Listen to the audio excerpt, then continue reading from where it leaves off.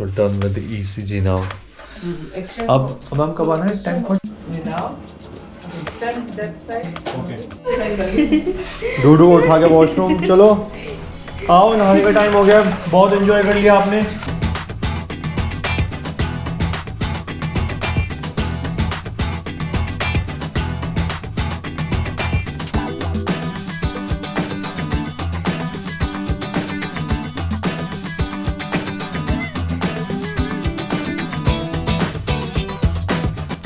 डूडू ये आपकी बुक आई है? नहीं, अच्छा ये वो साउंड वाली है क्या?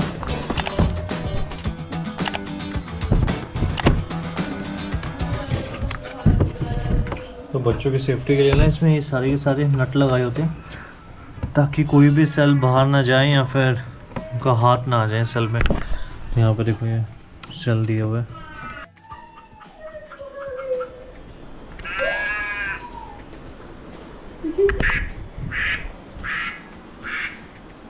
डूडू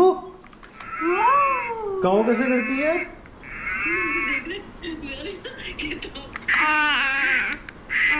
इसकी आवाज धीरे है ना? Do do how does a horse do? Do do how does a lion do? तो फिर मैं निकल रहा हूँ बस अपने मेडिकल के लिए। मेडिकल के लिए आपको CDC, अपना पासपोर्ट, बाकी चीज़ें ले जानी होती हैं। चलो and good morning to today's vlog. आज है मेडिकल का दिन, मतलब कंपनी की ज्वाइनिंग आ चुका है, तो अभी मैं मेडिकल के लिए निकल रहा हूँ। बस मॉर्निंग में निकलना होता है, बिना कुछ खाए आपको निकलना है मेडिकल के लिए, ताकि आपका शुगर काउंट और एग्जैक्ट बॉडी लेवल, मतलब सब कुछ वो मेजर करते हैं कि शुगर क्या है, और खाली पेट यूरिन सैंपल वगैरह आपको देना होता है, और बाकी बहुत सारे टेस्ट होते हैं जो कि मैं आपको वहाँ पर जाके बताऊँगा। तो अभी बस मैं मेडिकल के लिए निकल रहा हूँ। यहाँ से हाफ एन आवर का वे है हॉस्कास में, जो मेडिकल सेंटर है। DG अप्रूव्ड होना चाहिए जो मेडिकल जहाँ से आप करवाते हो, तो वहीं पे आपकी कंपनी आपको डॉक्टर प्रोवाइड करवाती है कि आप वहाँ पे जाओ, अपना मेडिकल कराओ, फिर रिपोर्ट्स आती है, फिर आप फिट टू सेल हो कि नहीं हो वो वहाँ पे डॉक्टर स्टैंप लगा के बताता है आपकी रिपोर्ट को। तो मैं निकल रहा हूँ बस अभी। आज बाइक नहीं है तो मैं हेलमेट लगा के दूसरी अपनी हायाबुसा पे जा रहा हूँ। यस, तो मेरे पास दूसरी हायाबुसा है, तो मिलते हैं उस पर। Hello and welcome back to. आज का मौसम काफ़ी अच्छा हो रहा है, तभी मेरे साथ मतलब जैकेट पहन के निकला जा रहा है यहाँ पे। तो दिल्ली में तो गर्मी जब होती है तब भयानक होती है, बट यहाँ पे सुबह सुबह भी ठंड हो रही है। यहाँ पे ओपन अप एरिया है तो आपको ठंड फील होती है दिल्ली कैंट के आसपास। तो अभी बस मैं मेडिकल के लिए पहुँचूँगा। यहाँ से अभी भी रिमेनिंग है 10 किलोमीटर। इस साइड की वजह से इसका आने एक डिफरेंट फीलिंग है, पर आई होप जल्दी से बाइक आ जाए, क्योंकि बहुत टाइम से राइड नहीं की, बहुत टाइम से बाइक को देखा नहीं। कभी कभी जो गलतियाँ होती है ना, मैंने उस बारे में बात नहीं की, बहुत छोटी सी होती है बट उसका इम्पैक्ट बहुत बड़ा होता है। जैसे मेरी बाइक का था, और मुझे पता नहीं था उस टाइम कि मार्केट वाले एरिया से मैं आ रहा था और एकदम से सामने से ई रिक्शा आ रहा था, अभी कार भी थी। ओवरटेकिंग के चक्कर में उन दोनों ने वो सामने से बिग बैंग बच गया, और बोलने को आप जैसे मैं गिरा, मेरा ध्यान मेरी इस पर था, जैसे मेरा नेल इस पर इम्पैक्ट हुआ इतना था इसकी, अब तो निकल ही गया नेल, और मेरी उंगली के मेरी फिंगर में यहाँ पे कट आया था, और मेरा नेल बिल्कुल रिमूव हो गया था। तो मेरे को उस पर था क्योंकि यहाँ से ब्लड निकल रहा था, और लोग कहते हैं कि हाँ पकड़ लो, फ़ोटो खींच लो। किसी का टाइम होता है फ़ोटो खींचने का और पकड़ने का। तो उसके बाद मैंने फिर ठान लिया कि अब से ना कभी मार्केट एरिया से नहीं आऊँगा। नहीं तो मुझे 2 साल हो गए मतलब बाइक चलाते हुए, मैंने कभी बाइक इतनी तेज़ नहीं चलाई, ना मैंने कभी अपने ब्लॉग्स में दिखाया। तो हमेशा ही नॉर्मल स्पीड में, जैसे इतनी चल रही है, चलो ये तो बढ़ नहीं पाएगी स्पीड से ऊपर, बट स्टिल मैंने कभी बाइक उस स्पीड पर नहीं चलाई, हमेशा ही नॉर्मल चलाई मैंने बाइक। और उस पर भी एक्सीडेंट हो गया तो बहुत बुरा हुआ, बहुत बुरा लगा कि बाइक जा रही है एक तो, और बहुत दिनों के लिए जाएगी, मतलब 1-1.5 महीना तो लग ही जाता है बाइक को देने में इंश्योरेंस वालों की तरफ से। और फिर इंश्योरेंस के बाद उसका क्लेम प्रोसीजर, फिर उसके बाद उसके पार्ट्स आएंगे, वो जापान से आएंगे बाहर से, मतलब इंडिया में तो है ही नहीं, और फिर उसमें टाइम लगता है।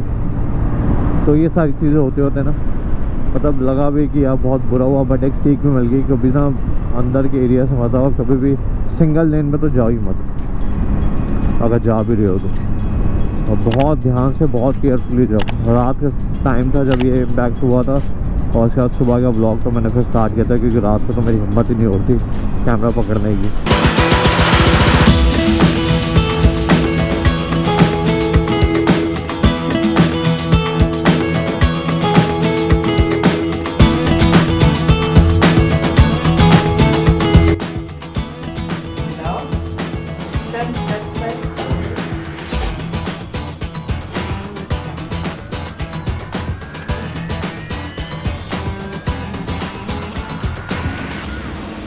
take this one. Yes. 180.5. Okay, can you stand on the other side?